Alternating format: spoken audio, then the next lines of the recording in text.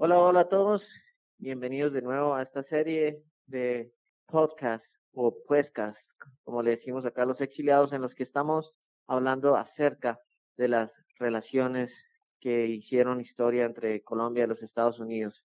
Ya hablamos de los inicios y de cómo fuimos pioneros los dos países en las relaciones diplomáticas, pero hoy, como cualquier relación amorosa, vamos a hablar de sus primeras crisis, de cómo algún día fuimos muy y más hermanos de lo que somos hoy en día, pero cómo se empezó a agriar la relación entre los dos países o entre los dos gobiernos que en ese momento estaban al frente de los Estados Unidos y al frente de nuestro país. Así que bienvenido de nuevo, Riley, y ¿qué nos traes en el episodio de hoy? Bueno, vamos a continuar desde donde dejamos la historia en el último episodio. En la última grabación discutimos el inicio de la relación bilateral entre Colombia y Estados Unidos. Hablamos de temas como el entusiasmo del pueblo estadounidense por la independencia hispanoamericana, los esfuerzos del diplomático colombiano Manuel Torres para adquirir apoyo para el esfuerzo bélico contra España, el reconocimiento diplomático del gobierno estadounidense y, por fin, el inicio de problemas con la República del Norte, que empezó con el fin del entusiasmo de los estadounidenses, que se manifestó en cosas como los fuertes y a veces racistas debates sobre el Congreso de Panamá.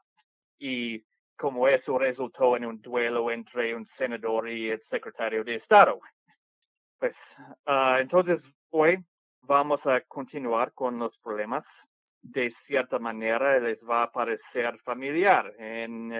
Es la historia de una disputa entre un político colombiano y un estadounidense que resultó en un lío diplomático. Además, es la historia de un intento por parte de un presidente colombiano de cambiar la constitución para favorecer su propia visión política y las críticas que recibió como resultado. Muy bien. Y es la historia también de las diferencias entre las ideologías fundacionales entre dos repúblicas americanas. O sea, cada quien tenía una ideología distinta. Sí. Bueno, ¿cómo se podría adivinar cuando hablo sobre los problemas entre un político colombiano y un político estadounidense? No hablo de los problemas entre los actuales presidentes de los países, sino otro par de líderes. Vamos a discutir el choque entre Simón Bolívar, entonces presidente de Colombia, y el diplomático y futuro presidente estadounidense William Henry Harrison. ¿En qué año ocurrió o comenzó esto? En Luis Bolívar alcanzó a llegar hasta el 28 como presidente. Sí. Okay. Sí, hablamos de Harrison en un rato, pero primero debemos establecer la situación. Para el episodio anterior hablamos sobre las actitudes estadounidenses hacia la independencia hispanoamericana y los inicios de la relación con Colombia. Como discutimos después de la guerra contra España, el entusiasmo del público norteamericano, que había sido muy intenso, empezó a disminuir. Como tal vez recuerdes, parte del desilusionamiento se manifestó en forma del racismo y la política a favor de la esclavitud, pero había otros factores. Para entenderlos, debemos retroceder en el tiempo otra vez, esta vez a Colombia, tras su victoria contra las fuerzas españolas y realistas en la Guerra de Independencia. Okay. Cabe destacar que cuando me refiero a Colombia en este episodio, principalmente me refiero a la Gran Colombia, que abarcaba no solo de la Colombia actual, sino también Venezuela, Ecuador y Panamá. Pero la capital estaba en Bogotá, ¿verdad? Sí, eso es importante. Okay. Pues antes de seguir adelante con el tema de las relaciones con Estados Unidos, tenemos que cubrir algo muy importante para entender los malentendidos diplomáticos, es decir, la situación de la Gran Colombia. ¿Y tú crees que juega o hay se puede decir una diferencia del punto de vista de que de nuestras razas? O sea, en ese tiempo, cómo nos veían a nosotros? Oh, Por lo menos mejor que ahora. ¿Recuerdas lo que discutimos en el último episodio, no? De que después de la independencia estadounidenses empezaron a ver a los pueblos hispanoamericanos más como pueblos diferentes y distintos sin comunalidades con Estados Unidos. Bueno, en ese entonces la migración era irlandesa, ¿o no? Sí, como recuerdas el personaje de William Duane del último episodio. Sí. El amigo de Manuel Torres. Sí, lo recuerdo. Bueno, pero ¿de qué vamos a hablar en este momento? De Gran Colombia y su situación después de vencer las fuerzas españolas. Muy bien. Sí, tras la campaña libertadora de 1819 y la subsiguiente liberación de Venezuela, Colombia había superado las amenazas más graves a su independencia. Parece poco probable que España volviera a ejercer control sobre las antiguas colonias de Nueva Granada y Venezuela. No obstante, es una cosa ganar la independencia y otra establecer un país estable y próspero. Y Colombia enfrentaba muchos retos, algunos viejos y otros nuevos. El nuevo país tenía muchos de los problemas esperados. La guerra lo había dejado profundamente endeudado y con numerosos daños económicos. El gobierno tenía dificultades para pagar sus deudas y atraer inversores e inmigrantes. Y todos estos problemas se agravaban debido a la geografía del país. La Gran Colombia contaba con más de 3 millones de kilómetros cuadrados de tierra, dividida por las altas cordilleras de los Andes, y como esperaría, bajo tales circunstancias era muy difícil recaudar impuestos, establecer instituciones comerciales y educativas y aplicar la ley en un país donde la institucionalidad, que no había sido tan fuerte durante la época española, había sido destruida por el caos de la guerra. Y además de los problemas económicos, legales y administrativos, el país aún estaba en la guerra, oficialmente. Esa es la desventaja de tener una geografía quebrada, se puede decir. Sí, es una ventaja para defender contra un enemigo externo, pero lo hace difícil gobernar. Correcto, y aparte de todo, en ese entonces todo el mundo desde las costas como Cartagena tenía que subir hasta Bogotá, ¿cuánto? 3, 4 días a caballo. Mucho más, más que 3 o 4 días.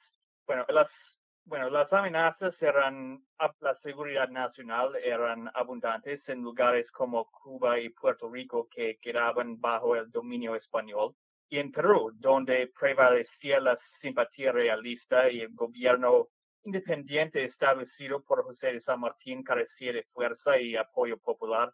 Además, había bastiones del realismo en el territorio colombiano, particularmente en el suroeste, en el actual Ecuador y en los actuales departamentos de Cauca y Nariño, porque los pastusos eran más realistas que los españoles.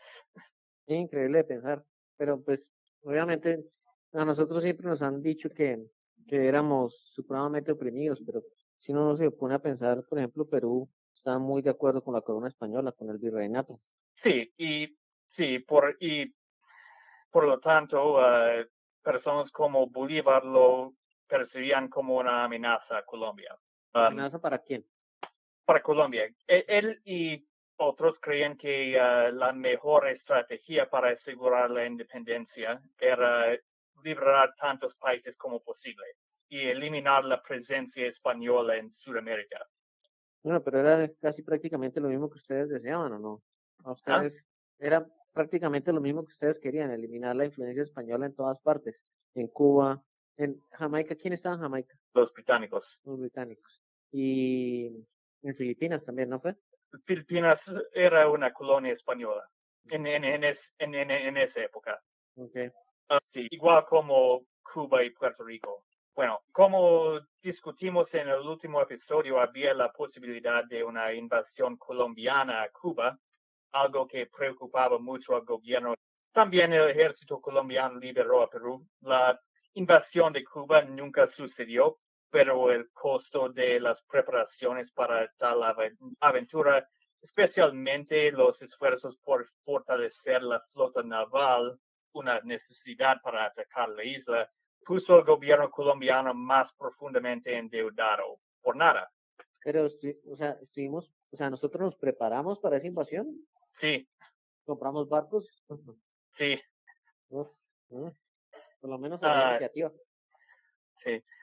Y bueno, había otras dificultades demográficas. La nueva república era vasta y racialmente y étnicamente diversa. La esclavitud no había sido abolida totalmente, pero la emancipación durante la guerra y una ley de manumisión la había encauzado en la vía a la abolición. En teoría, todos los grupos raciales disfrutaban de los derechos iguales bajo la ley, bajo la Constitución de 1821. Sin embargo, los requisitos de alfabetismo y posesión de propiedad para votar y ocupar cargos públicos resultaron en la sobrerepresentación de los criollos afluentes en la política. Tampoco habían desaparecido las ansiedades raciales de los criollos. Muchos temían lo que se denominaba la pardocracia. ¿La qué? La pardocracia, un temor muy grande para muchos criollos esclavistas o ricos. Es decir, la idea de que los negros podrían levantarse y derrocar a los blancos como la casa dominante en la sociedad. Sí, es la idea que hoy se esperaría en la cena de Navidad cuando el tío racista ha bebido demasiado. Es lo mismo que dicen ahora con la IA, ¿no? Que no creen que algún día dominen el mundo y creo que eso es un chiste y es un chiste de ustedes. Dice que no creen que la IA vaya a dominar el mundo y alguien o se va a levantar en contra de los humanos y alguien dice, ¿no recuerdan ustedes cómo se levantaron los esclavos en contra de nosotros? Esa inseguridad era el resultado de la revolución haitiana. Pero sigamos entonces Sí. hablando. Bueno, aún más graves que las diferencias raciales eran las divisiones geográficas. Gran Colombia contaba con 3 departamentos principales, Quito, Cundinamarca y Venezuela, que luego, después de la desunión, formarían los países de Ecuador, Colombia y Venezuela. Como se puede imaginar, mantener la unidad entre regiones tan distintas no era fácil. Hubiera El, sido un sueño. el departamento de Quito, junto con las provincias del sur de la actual Colombia, como dije, había sido bastión del realismo durante la guerra y por lo tanto carecía de entusiasmo por el gobierno independiente.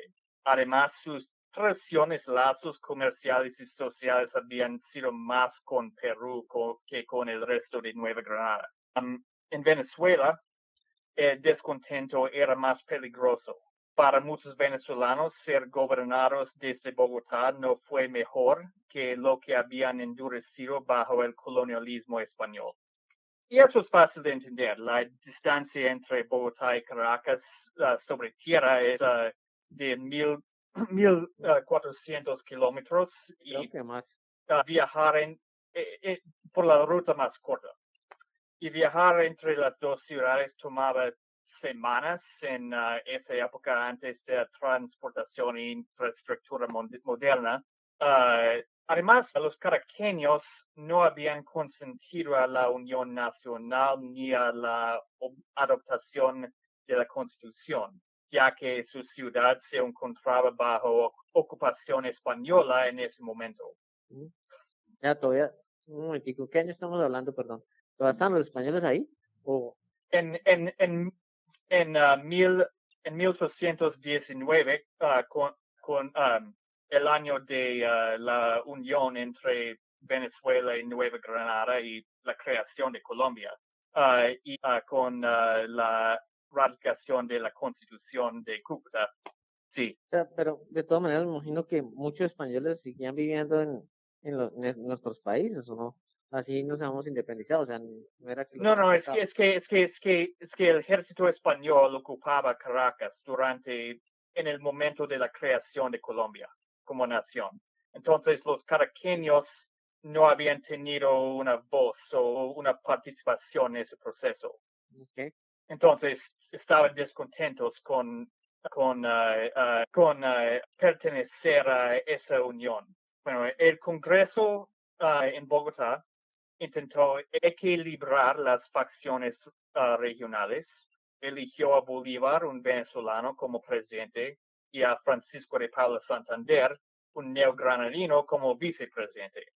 Sin embargo, Santander desempeñaba el cargo de presidente encargado durante mucho tiempo y, por lo tanto, se convirtió en un conveniente chivo expiatorio para muchos venezolanos que culpaban al vicepresidente por los percibidos problemas de la Unión y en su mayor parte injustamente lo acusaban del favoritismo hacia los neogranadinos.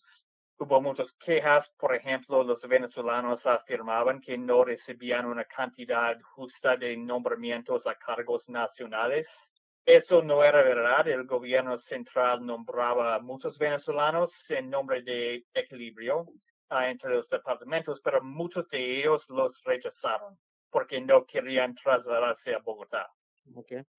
Los malos sentimientos en Venezuela estallaron en 1826 y 27 cuando el general José Antonio Páez lideró una rebelión militar contra la autoridad civil en Bogotá. Bolívar, al regresar de Perú, persuadió a Páez a rendirse pacíficamente y después lo indultó y lo restituyó a sus oficios, pero en el proceso perdió la confianza de Santander, quien creía que Páez merecía un castigo por su rebelión. Entonces, Santander, el vicepresidente, se convirtió en el líder de la nueva oposición al gobierno de Bolívar. Tenía que ser colombiano. ¿Ah? Tenía que ser colombiano. Sí. Bueno, Bolívar, el líder más importante del proyecto Gran Colombiano, estaba consciente de las amenazas al proyecto nacional, particularmente el regionalismo. Lamentó el faccionalismo de regiones e intereses, escribiendo: el sur no le gusta, abro comillas, el sur no gusta del norte, las costas no gustan de la sierra, Venezuela no gusta de Cundinamarca, Cundinamarca sufre de los desórdenes de Venezuela, el ejército está descontento y hasta indignado por los reglamentos que se le dan. ¿Por qué bueno, ¿por qué crees que Bogotá era la capital? Bueno, sí, como también lo más central que había, ¿no? Sí, lo más central para un gobierno centralista. Quito era pues siempre fue una ciudad muy bonita, organizada. Pero bajo ocupación realista al momento de la creación del país. Y Caracas, pues, tenía su salida al mar, estaba en un valle.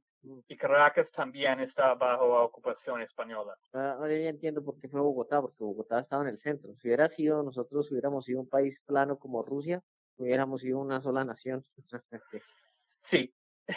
Y ya claramente has pensado más en ese tema que varios fundadores de la Gran Colombia. Aunque Bolívar reconocía en su correspondencia los problemas prácticos como los que acabas de mencionar del gobierno centralista bajo la Constitución, su propuesta para abordar las fallas de la República consistía en una mayor centralización y un mayor personalismo. En 1828, un año después de la crisis separatista, sus aliados convocaron una asamblea constituyente en Ocaña, donde intentaron cambiar la constitución. Para Bolívar, el modelo ideal era la constitución que había redactado 2 años antes para Bolivia. Esa Carta Magna contaba con un gobierno hipercentralizado y una presencia vitalicia. Además, permitió que el presidente eligiera a su propio sucesor. La Asamblea de Ocaña no implementó las reformas deseadas, pero eso no detuvo a Bolívar. En agosto de ese año, el presidente disolvió el Congreso y se autoproclamó dictador.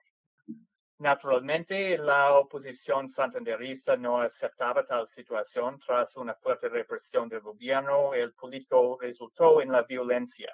El ejemplo más memorable de tal fue el atentado en contra de Bolívar que ocurrió el 25 de septiembre de ese año, la conspiración septembrina. ¿De qué año fue?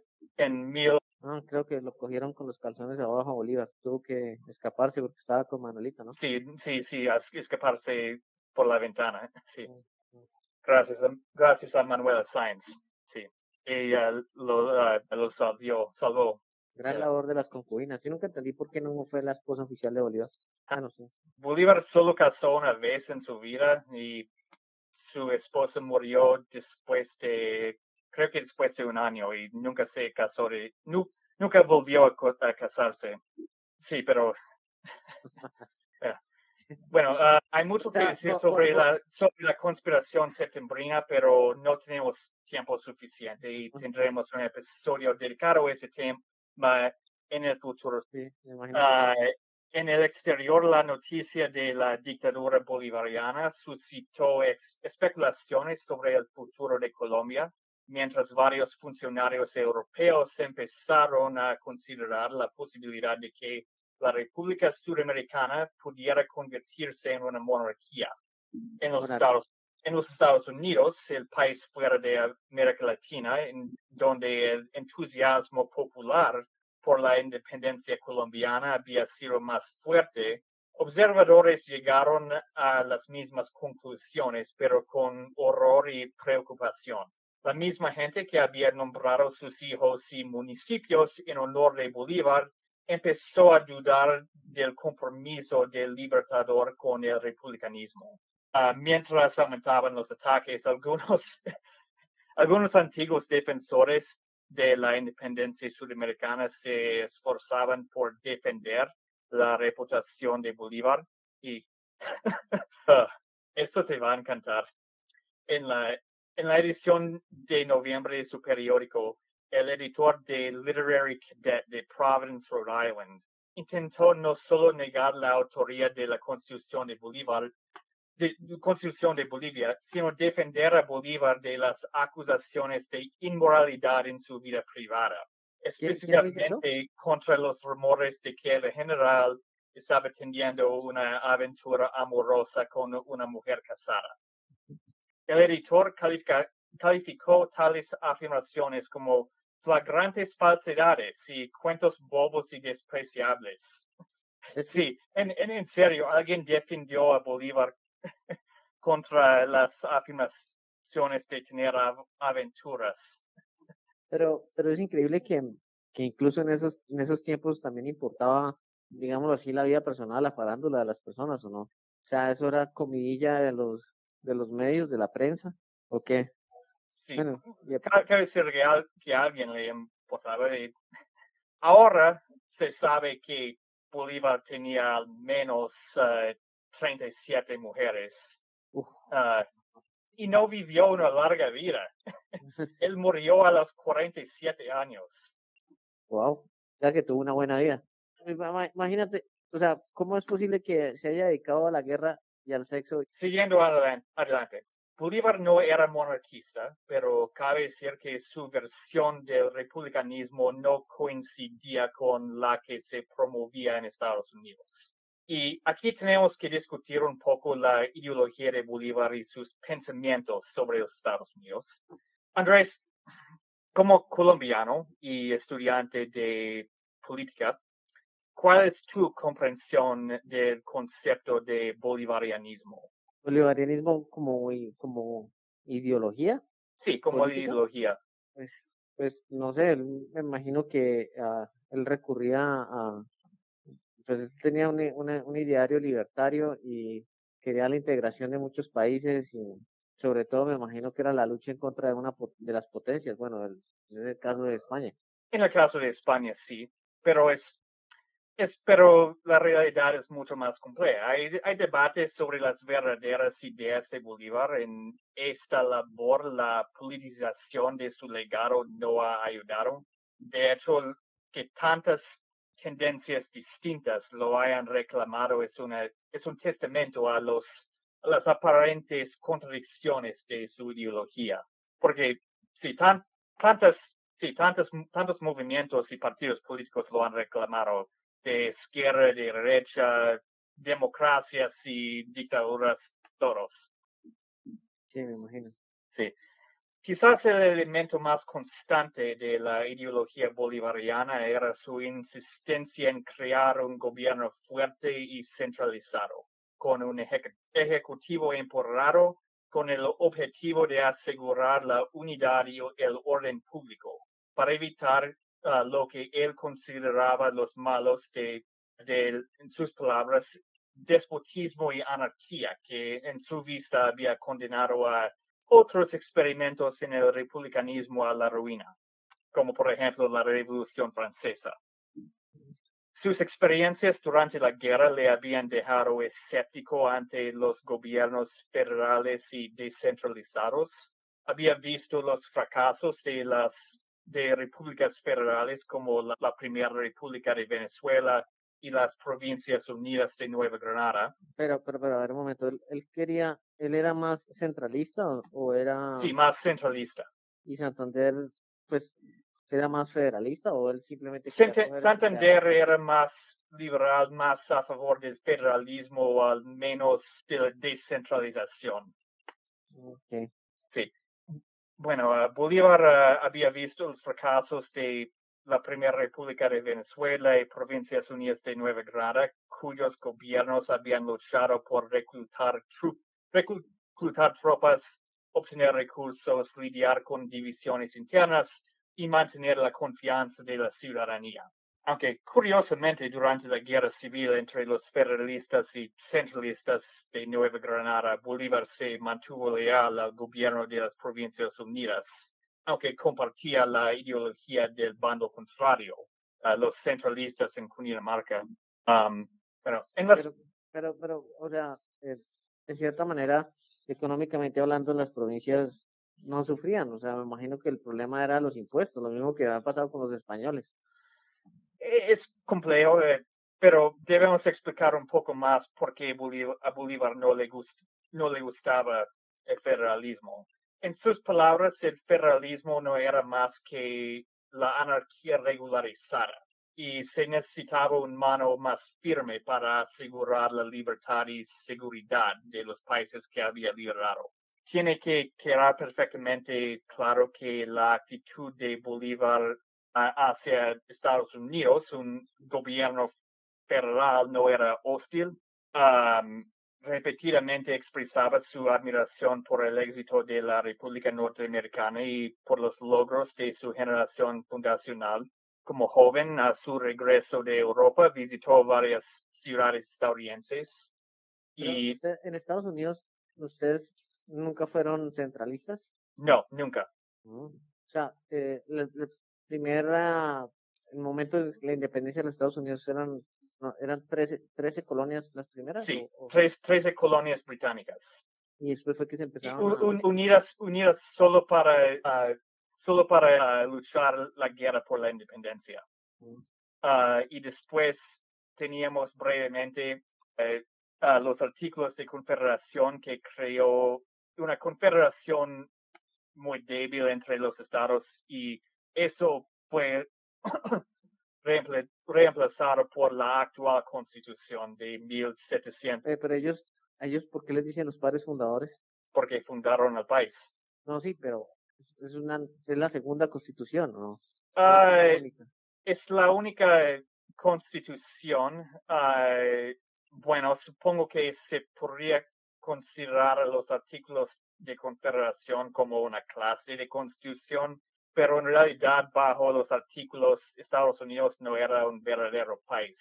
Ha sido comparado con la Unión Europea, una confederación de estados independientes y soberanos. Pero ustedes alcanzaron o sea, en ese entonces hubo tensiones, por ejemplo, Texas. No. Texas no formaba parte de la Unión en ese momento. Era una colonia española, parte de México. como la mayoría de Norteamérica en ese momento, la mayor parte. Sí, bueno, Bolívar, como joven, a su regreso de Europa, visitó varias ciudades estadounidenses y eligió el disfrute de la, entre comillas, libertad racional que ahí percibía. Durante la guerra fue halagado por las comparaciones con George Washington y expresaba su gratitud a políticos estadounidenses como Henry Clay, que habían abogado por el reconocimiento de las repúblicas hispanoamericanas. No obstante, su admiración se veía atenuada por la creencia de que las nuevas naciones del sur no debían adoptar el sistema constitucional estadounidense. En su análisis, la razón por la que el sistema libertario y federalista había tenido éxito en los Estados Unidos era que el pueblo estadounidense ya tenía la preparación necesaria para la democracia, debido a su pasado como colonias británicas, en el que los colonos habían tenido cierta medida de autogobernanza. En contraste, Bolívar creía que 3 siglos de dominio español habían dejado a los pueblos hispanoamericanos sin la educación ni las tradiciones democráticas necesarias para la participación ciudadana. Bueno, sí, bueno, Bolívar prefería para Colombia y otros países sudamericanos el sistema británico, un sistema unitario y centralizado. En las palabras de su biógrafa María Rana, en eso, hasta donde él sabía, el sistema parlamentario británico, con su supuesta nobleza oblige y legisladores educados, era superior al modelo estadounidense. O sea, nosotros éramos superiores. No. Que el sistema británico era superior como sistema para Hispanoamérica, en su pensamiento. Bolívar también se preocupaba por la composición de la ciudadanía.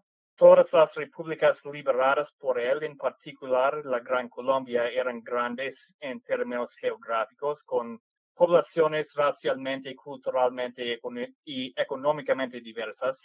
El liberador se adhería a la idea planteada por el barón Montesquieu de que el republicanismo solo es viable en países pequeños y homogéneos.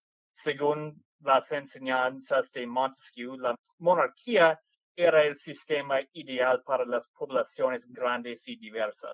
Aunque Bolívar nunca se convirtió en monarquista, su visión del republicanismo hispanoamericano tendría aspectos monárquicos. Pero, en cierta manera, tiene razón. Bueno, no sé cómo se lleva una monarquía moderna, pero una monarquía antigua fue el único sistema como tal que funcionó. Según la sabiduría convencional de personas de pensadores como Montesquieu, y Bolívar era republicano ideológicamente, pero para él la sobrevivencia republicana necesitaba elementos monárquicos. Y como resultado, él creó múltiples dictaduras en los países que liberó.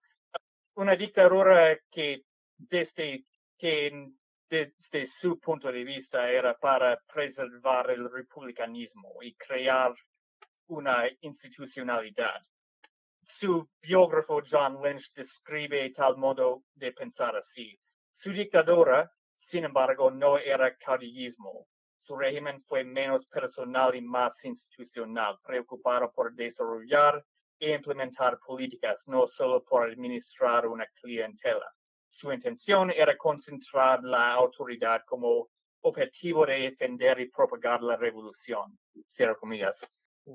Una de las muchas absurdidades del socialismo del siglo XXI es la agrupación de Bolívar con Karl Marx, o mejor dicho, el intento de reconciliar las diferencias entre sus ideologías.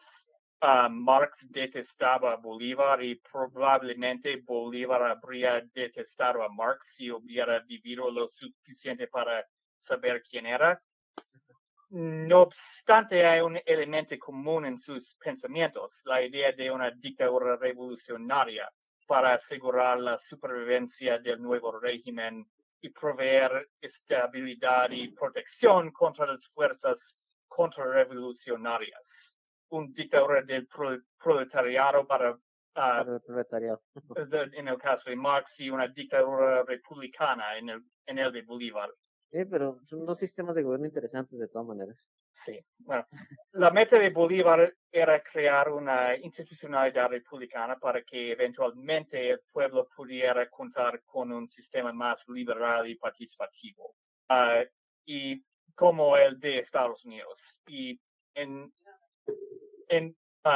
quizás para concluir, la opinión de Bolívar sobre el sistema estadounidense quizás se expresa mejor en una cita aparentemente contradictoria, en la que escribió, abro comillas, yo pienso que sería mejor para la América adoptar el Corán que el gobierno de Estados Unidos, aunque es el mejor del mundo, cierro comillas.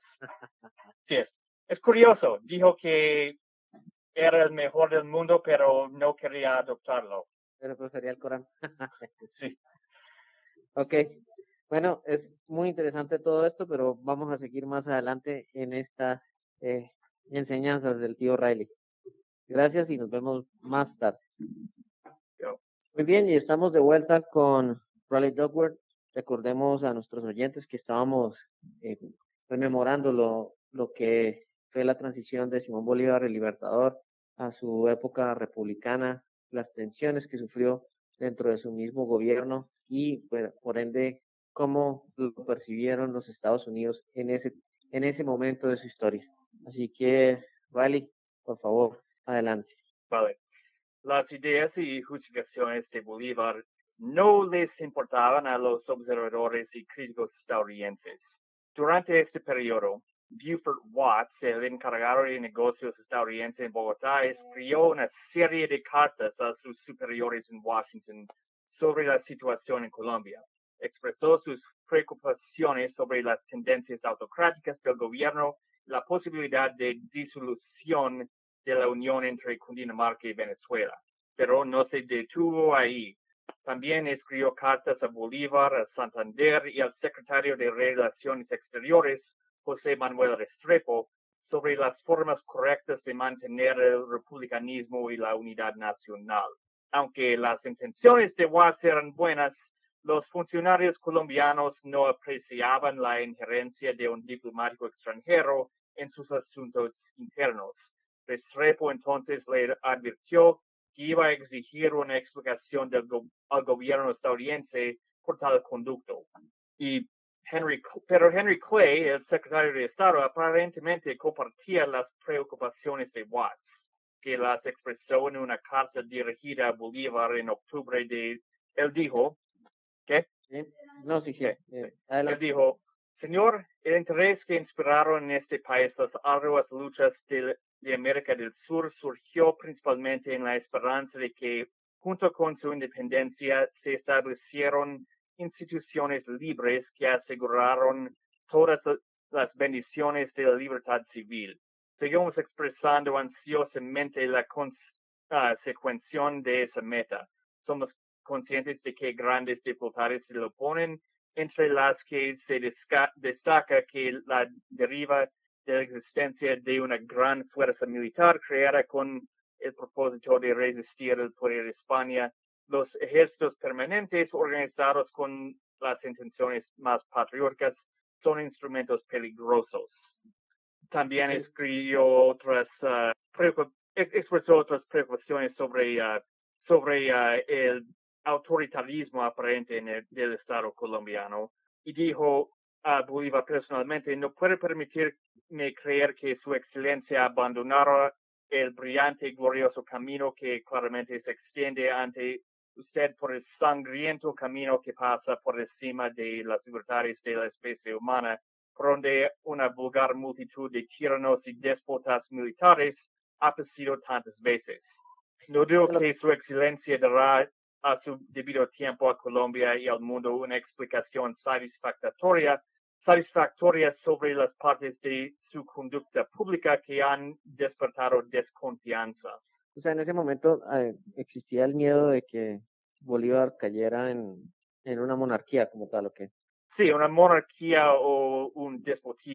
En nuestro ejército comparado al americano en ese entonces, ¿qué tal estaba? Bueno, yo me imagino que no iba a haber una invasión, que hubiera sido muy difícil, pero las fuerzas eran Colombia tenía equivalentes. un ejército grande y fuerte con experiencia en ese momento. Para Clay, que anteriormente había sido un gran admirador de Bolívar y un defensor incansable del republicanismo sudamericano, tal cambio de actitud era muy significativo.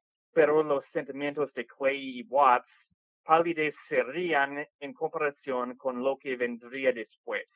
El conducto del próximo diplomático estadounidense en Colombia, William Henry Harrison. Primero, ¿qué sabes sobre William Henry Harrison? ¿Has oído alguna vez hablar de él? La verdad no, nunca supe qué hizo, solo sé que se fue presidente y ya. Fue No el me, que no me sorprende que no sepas mucho sobre él. En Estados Unidos es un presidente bastante olvidado. Quizás recuerdas un chiste de Los Simpson, una canción sobre los presidentes mediocres en la que Harrison aparece. sí, sí, un episodio de Sí, cuando recrean a los presidentes de los Estados Unidos en el colegio. sí. Um, bueno, no Y obstante, ustedes los americanos lo recuerdan mucho o no? no, sí, el chiste es que son presidentes olvidados. Presidentes como, sí, como Harrison, Tyler, Hayes. Sí. No obstante, cuando Harrison viajó a Colombia en 1828, su carrera había sido cualquier cosa menos mediocre. Harrison creció rodeado de la política, nació en la entonces colonia británica de Virginia antes de la independencia. Su padre, Benjamin Harrison, era un terrateniente político prominente que Pero participó en el Segundo Congreso Continental durante la Guerra de Independencia. en ese momento se puede decir que él nació británico. Sí, él fue el último presidente que nació británico. Su padre también fue firmante de la Declaración de Independencia y además sirvió como gobernador de Virginia. Aunque la nueva República de Estados Unidos no tenía una nobleza oficial, en esa época los plantadores de Virginia eran lo más parecido a una aristocracia que existía en el país. Entonces, cabe señalar que Harrison tuvo una crianza privilegiada. Sin embargo, era el séptimo hijo de sus padres y, como solía ocurrir con los hijos menores, se consideraba nada más que una carga financiera para su familia, que intentaba que el joven William buscara una carrera para que él pudiera vivir pronto una vida independiente. Al principio, estudiaba para ser médico, pero dejó esa carrera y se unió al ejército. Harrison inició su carrera militar durante la guerra. Durante los años 1790, el gobierno estadounidense se encontraba en guerra contra una confederación de tribus indígenas en los territorios noroccidentales, formada para resistir la colonización de la región por parte de estadounidenses blancos. Un momento. ¿Contra qué indígenas era? Contra tribus como los Shawnee y Miami, en los actuales estados de Ohio e Indiana. Okay. El entonces teniente y pronto capitán Harrison participó en la campaña que ganó la guerra para vengarse de la derrota en la primera gran batalla que había empezado la guerra. En la batalla de los árboles caídos, librada el 20 de agosto de 1700, el ejército estadounidense derrotó decisivamente a los Shawnee y los Miami en un bosque cerca de la actual ciudad de Toledo, Ohio. Harrison se distinguió en el combate. Entonces, después de dejar su carrera militar, Harrison se desempeñó en una variedad de trabajos gubernamentales antes de ser nombrado gobernador del territorio de Indiana, que entonces abarcaba no solo del actual estado de Indiana, sino también Wisconsin, Illinois y partes de Michigan y Minnesota. entonces una porción significativa del Medio Oeste. Y además obtuvo el cargo adicional de superintendente de asuntos indígenas en la compra de Luisiana. Como gobernador y superintendente, uno de sus principales deberes era negociar los tratados de cesión de tierras con las naciones indígenas.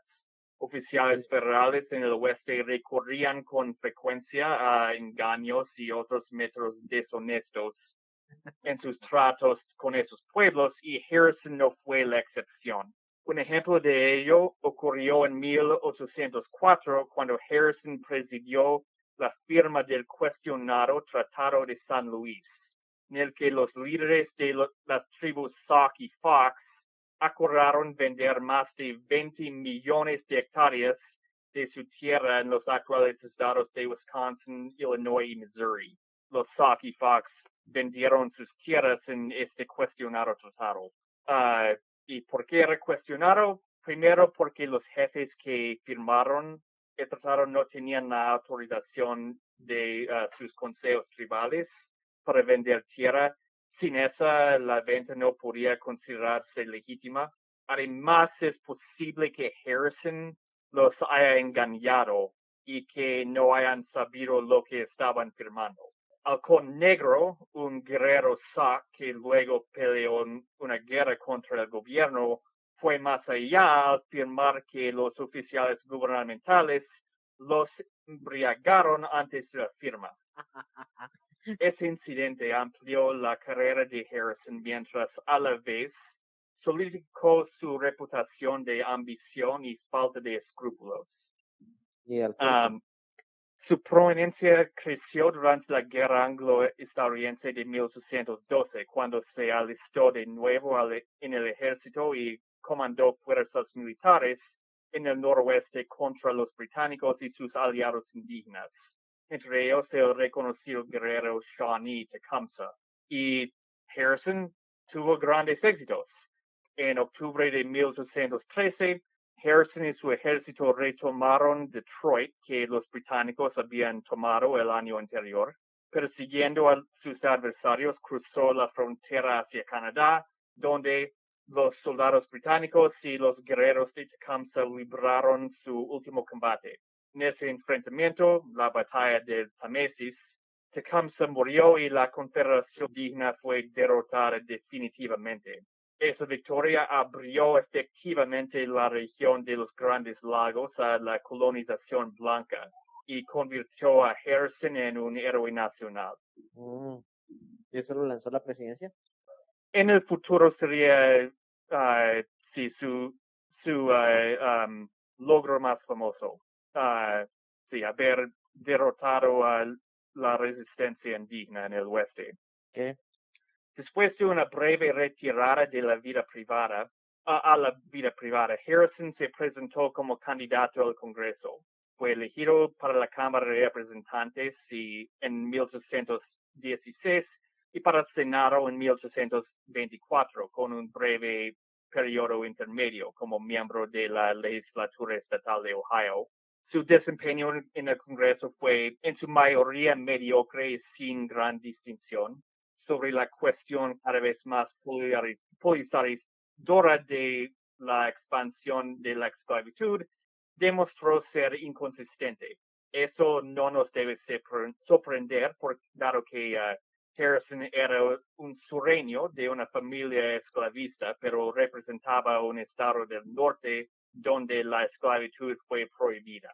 ¿En qué estado del norte? Ya en el norte estaban prohibiendo la esclavitud. ¿Ya el norte estaba prohibiendo la esclavitud en ese entonces? Sí. Curiosamente, a pesar de representar un estado occidental y a pesar de haber luchado en contra de los indígenas, Harrison protestaba contra el maltrato de los pueblos nativos.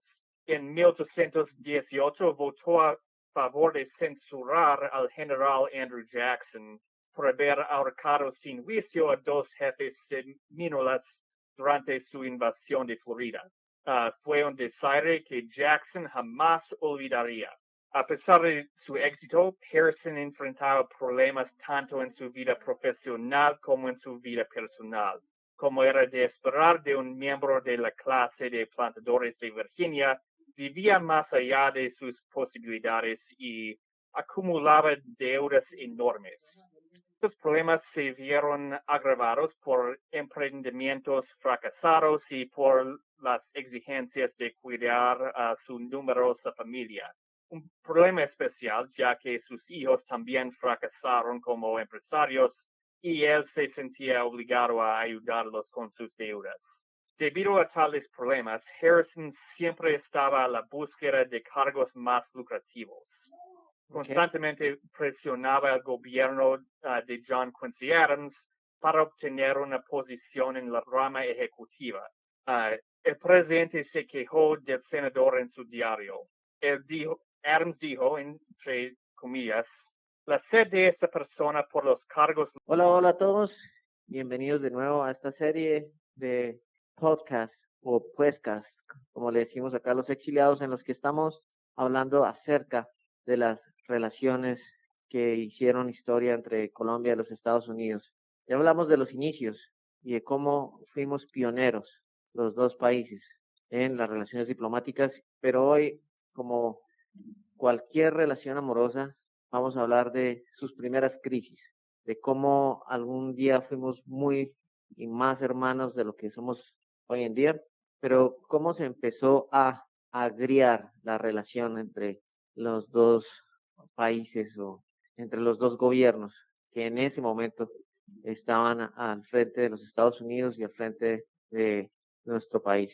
Así que bienvenido de nuevo, Riley, y ¿qué nos traes en el episodio de hoy? Bueno, vamos a continuar desde donde dejamos la historia en el último episodio. En la última grabación discutimos el inicio de la relación bilateral entre Colombia y Estados Unidos. Hablamos de temas como el entusiasmo del pueblo estadounidense por la independencia hispanoamericana, los esfuerzos del diplomático colombiano Manuel Torres para adquirir apoyo para el esfuerzo bélico contra España, el reconocimiento diplomático del gobierno estadounidense y, por fin, el inicio de problemas con la República del Norte, que empezó con el fin del entusiasmo de los estadounidenses, que se manifestó en cosas como los fuertes y a veces racistas debates sobre el Congreso de Panamá. Y como eso resultó en un duelo entre un senador y el secretario de Estado. Pues, entonces, hoy vamos a continuar con los problemas. De cierta manera, les va a parecer familiar. Es la historia de una disputa entre un político colombiano y un estadounidense que resultó en un lío diplomático. Además, es la historia de un intento por parte de un presidente colombiano de cambiar la constitución para favorecer su propia visión política y las críticas que recibió como resultado. Muy bien. Y es la historia también de las diferencias entre las ideologías fundacionales entre dos repúblicas americanas. O sea, cada quien tenía una ideología distinta. Sí. Bueno, ¿cómo se podría adivinar cuando hablo sobre los problemas entre un político colombiano y un político estadounidense? No hablo de los problemas entre los actuales presidentes de los países, sino otro par de líderes. Vamos a discutir el choque entre Simón Bolívar, entonces presidente de Colombia, y el diplomático y futuro presidente estadounidense William Henry Harrison. ¿En qué año ocurrió o comenzó esto? En Bolívar alcanzó a llegar hasta el 28 como presidente. Sí. Okay. Sí, hablamos de Harrison en un rato, pero primero debemos establecer la situación. Para el episodio anterior hablamos sobre las actitudes estadounidenses hacia la independencia hispanoamericana y los inicios de la relación con Colombia. como discutimos después de la guerra contra España, el entusiasmo del público norteamericano, que había sido muy intenso, empezó a disminuir. Como tal vez recuerdas, parte del desilusionamiento se manifestó en forma del racismo y la política a favor de la esclavitud, pero había otros factores. Para entenderlos, debemos retroceder en el tiempo otra vez, esta vez a Colombia, tras su victoria contra las fuerzas españolas y realistas en la Guerra de Independencia. Okay. Cabe destacar que cuando me refiero a Colombia en este episodio, principalmente me refiero a la Gran Colombia, que abarcaba no solo de la Colombia actual, sino también Venezuela, Ecuador y Panamá. Pero la capital estaba en Bogotá, ¿verdad? Sí, eso es importante. Okay. Pues antes de seguir adelante con el tema de las relaciones con Estados Unidos, tenemos que cubrir algo muy importante para entender los malentendidos diplomáticos, es decir, la situación de la Gran Colombia. ¿Tú crees que juega o hay alguna, se puede decir, una diferencia del punto de vista de que de nuestras razas? O sea, en ese tiempo, ¿cómo nos veían a nosotros? Oh, Por lo menos mejor que ahora. ¿Recuerdas lo que discutimos en el último episodio, ¿no?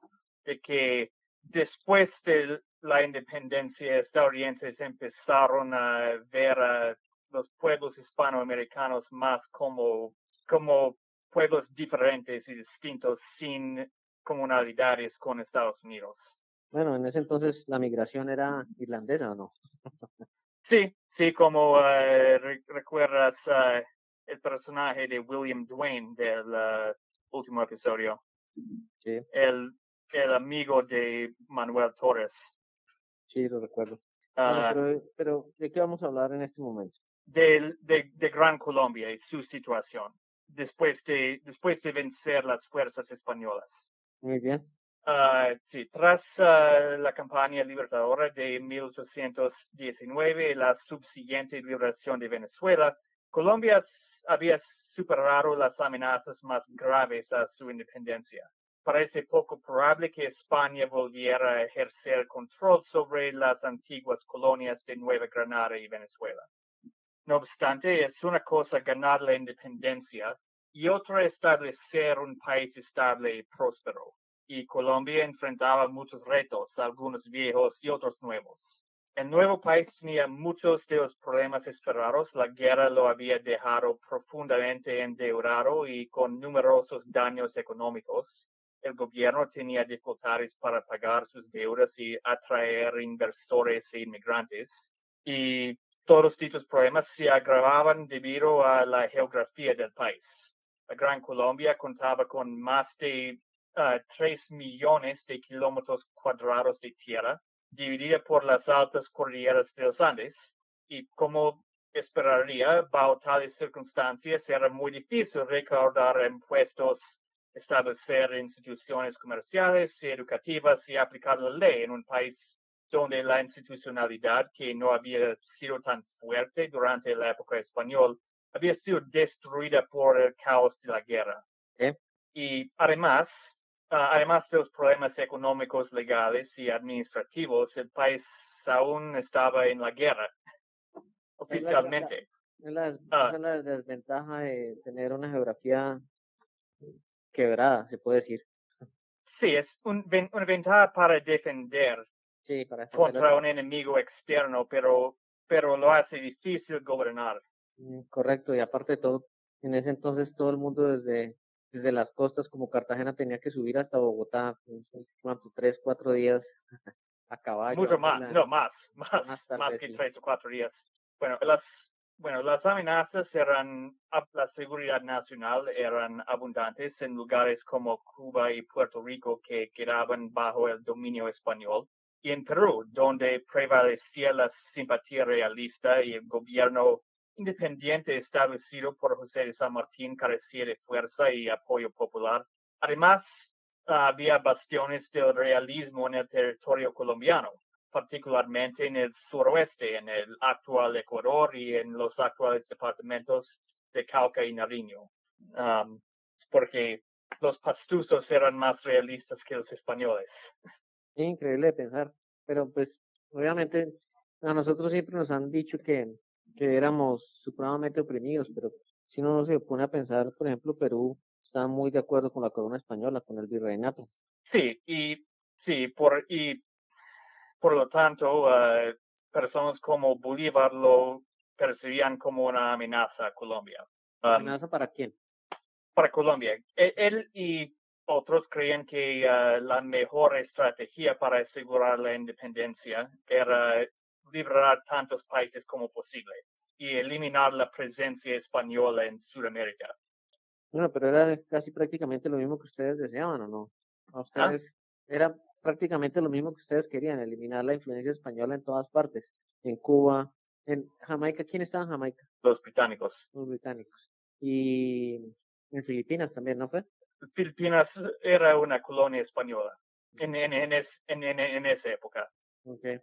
Sí, igual como Cuba y Puerto Rico. Bueno, como discutimos en el último episodio, había la posibilidad de una invasión colombiana a Cuba, algo que preocupaba mucho al gobierno. También el ejército colombiano liberó a Perú. La invasión de Cuba nunca sucedió, pero el costo de las preparaciones para tal aventura, especialmente los esfuerzos por fortalecer la flota naval, una necesidad para atacar la isla, puso al gobierno colombiano más profundamente endeudado. Por nada. Pero, nosotros nos preparamos para esa invasión. Sí. Compramos barcos. Sí. Por lo menos había iniciativa. Sí. Y bueno, había otras dificultades demográficas. La nueva república era vasta y racialmente y étnicamente diversa. La esclavitud no había sido abolida totalmente, pero la emancipación durante la guerra y una ley de manumisión la había encauzado en la vía a la abolición. En teoría, todos los grupos raciales disfrutaban de los derechos iguales bajo la ley, bajo la Constitución de 1821. Sin embargo, los requisitos de alfabetismo y posesión de propiedad para votar y ocupar cargos públicos resultaron en la sobrerepresentación de los criollos afluentes en la política. Tampoco habían desaparecido las ansiedades raciales de los criollos. Muchos temían lo que se denominaba la pardocracia. ¿La qué? La pardocracia, un temor muy grande para muchos criollos esclavistas o ricos. Es decir, la idea de que los negros podrían levantarse y derrocar a los blancos como la casa dominante en la sociedad. Sí, es la idea que hoy se esperaría en la cena de Navidad cuando el tío racista ha bebido demasiado. Es lo mismo que dicen ahora con la IA, ¿no? Que no creen que algún día dominen el mundo y creo que eso es un chiste y es un chiste de ustedes. Dice que no creen que la IA vaya a dominar el mundo y o se van a levantar en contra de los humanos y alguien dice, ¿no recuerdan ustedes cómo se levantaron los esclavos en contra de nosotros? Esa inseguridad era el resultado de la revolución haitiana. Pero sigamos entonces. Sí. Hablando. Bueno, aún más graves que las diferencias raciales eran las divisiones geográficas. Gran Colombia contaba con 3 departamentos principales, Quito, Cundinamarca y Venezuela, que luego, después de la desunión, formarían los países de Ecuador, Colombia y Venezuela. Como se puede imaginar, mantener la unidad entre regiones tan distintas no era fácil. El departamento de Quito, junto con las provincias del sur de la actual Colombia, como dije, había sido bastión del realismo durante la guerra y por lo tanto carecía de entusiasmo por el gobierno independiente. Además, sus relaciones, lazos comerciales y sociales habían sido más con Perú que con el resto de Nueva Granada. En Venezuela, el descontento era más peligroso. Para muchos venezolanos, ser gobernados desde Bogotá no fue mejor que lo que habían endurecido bajo el colonialismo español.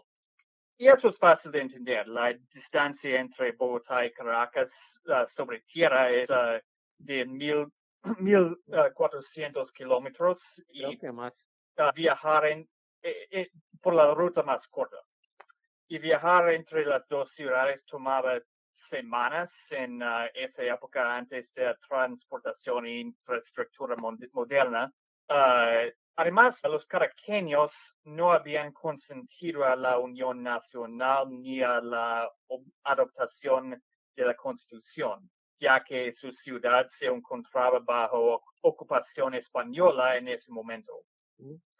Ya, todavía, un momentico, ¿qué año estamos hablando, perdón? ¿Todavía están los españoles ahí? ¿O En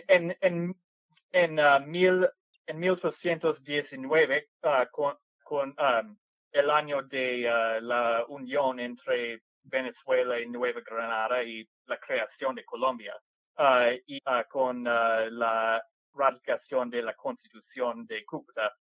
Sí. o sea, pero de todas maneras me imagino que muchos españoles seguían viviendo en nuestros países, ¿o no? Así nos habíamos independizado, o sea, no era que los No, habían es sacado. que el ejército español ocupaba Caracas en el momento de la creación de Colombia como nación. Entonces los caraqueños no habían tenido una voz o una participación en ese proceso. Okay. Entonces estaban descontentos con pertenecer a esa unión. Bueno, el Congreso en Bogotá intentó equilibrar las facciones regionales, eligió a Bolívar, un venezolano, como presidente, y a Francisco de Paula Santander, un neogranadino, como vicepresidente. Sin embargo, Santander desempeñaba el cargo de presidente encargado durante mucho tiempo y, por lo tanto, se convirtió en un conveniente chivo expiatorio para muchos venezolanos, que culpaban al vicepresidente por los percibidos problemas de la Unión y en su mayor parte injustamente lo acusaban del favoritismo hacia los neogranadinos. Hubo muchas quejas, por ejemplo, los venezolanos afirmaban que no recibían una cantidad justa de nombramientos a cargos nacionales. Eso no era verdad. El gobierno central nombraba a muchos venezolanos en nombre de equilibrio entre los departamentos, pero muchos de ellos los rechazaron porque no querían trasladarse a Bogotá. Okay. Los malos sentimientos en Venezuela estallaron en 1826 y 27, cuando el general José Antonio Páez lideró una rebelión militar contra la autoridad civil en Bogotá. Bolívar, al regresar de Perú, persuadió a Páez a rendirse pacíficamente y después lo indultó y lo restituyó a sus oficios, pero en el proceso perdió la confianza de Santander, quien creía que Páez merecía un castigo por su rebelión. Entonces, Santander, el vicepresidente, se convirtió en el líder de la nueva oposición al gobierno de Bolívar. Tenía que ser colombiano. ¿Ah? Tenía que ser colombiano. Sí. Bueno, Bolívar, el líder más importante del proyecto Gran Colombiano, estaba consciente de las amenazas al proyecto nacional, particularmente el regionalismo. Lamentó el faccionalismo de regiones e intereses, escribiendo: el sur no le gusta, abro comillas, el sur no gusta del norte, las costas no gustan de la sierra, Venezuela no gusta de Cundinamarca, Cundinamarca sufre de los desórdenes de Venezuela, el ejército está descontento y hasta indignado por los reglamentos que se le dan. ¿Por qué crees que Bogotá era la capital? Bueno, sí, como también lo más central que había, ¿no? Sí, lo más central para un gobierno centralista. Quito era pues siempre fue una ciudad muy bonita, organizada. Pero bajo ocupación realista al momento de la creación del país. Y Caracas pues tenía su salida al mar, estaba en un valle. Y Caracas también estaba bajo ocupación española. Ahora ya entiendo por qué fue Bogotá, porque Bogotá estaba en el centro. Si nosotros hubiéramos sido un país plano como Rusia, hubiéramos sido una sola nación. Sí. Y claramente has pensado más en ese tema que varios fundadores de la Gran Colombia. Aunque Bolívar reconocía en su correspondencia los problemas prácticos como los que acabas de mencionar, del gobierno centralista bajo la Constitución, su propuesta para abordar las fallas de la República consistía en una mayor centralización y un mayor personalismo. En 1828, un año después de la crisis separatista, sus aliados convocaron una asamblea constituyente en Ocaña, donde intentaron cambiar la Constitución. Para Bolívar, el modelo ideal era la Constitución que había redactado 2 años antes para Bolivia. Esa Carta Magna contaba con un gobierno hipercentralizado y una presencia vitalicia. Además, permitió que el presidente eligiera a su propio sucesor. La Asamblea de Ocaña no implementó las reformas deseadas, pero eso no detuvo a Bolívar. En agosto de ese año, el presidente disolvió el Congreso y se autoproclamó dictador. Naturalmente, la oposición santanderista no aceptaba tal situación. Tras una fuerte represión del gobierno, el político resultó en la violencia. El ejemplo más memorable de tal fue el atentado en contra de Bolívar que ocurrió el 25 de septiembre de ese año, la conspiración septembrina. ¿De qué año fue? En creo que lo cogieron con los calzones abajo a Bolívar. Tuvo que escaparse porque estaba con Manolito, ¿no? Sí, escaparse por la ventana, sí. Gracias a Manuela Sáenz, sí. Ella lo salvó. Gran labor de las concubinas. Yo nunca entendí por qué no fue la esposa oficial de Bolívar. No sé. Bolívar solo casó una vez en su vida y su esposa murió creo que después de un año y nunca se casó, nunca volvió a casarse. Sí, pero bueno, hay mucho que decir sobre la conspiración septembrina, pero no tenemos tiempo suficiente y tendremos un episodio dedicado a ese tema en el futuro. Sí, me imagino. En el exterior, la noticia de la dictadura bolivariana suscitó especulaciones sobre el futuro de Colombia, mientras varios funcionarios europeos empezaron a considerar la posibilidad de que la República Sudamericana pudiera convertirse en una monarquía. En los Estados Unidos, el país fuera de América Latina, en donde el entusiasmo popular por la independencia colombiana había sido más fuerte, observadores llegaron a las mismas conclusiones, pero con horror y preocupación. La misma gente que había nombrado sus hijos y municipios en honor de Bolívar empezó a dudar del compromiso del Libertador con el republicanismo. Mientras aumentaban los ataques, algunos antiguos defensores de la independencia sudamericana se esforzaban por defender la reputación de Bolívar y esto te va a encantar. En la edición de noviembre de su periódico, el editor de Literary Cadet de Providence, Rhode Island, intentó no solo negar la autoría de la Constitución de Bolivia, sino defender a Bolívar de las acusaciones de inmoralidad en su vida privada, específicamente contra los rumores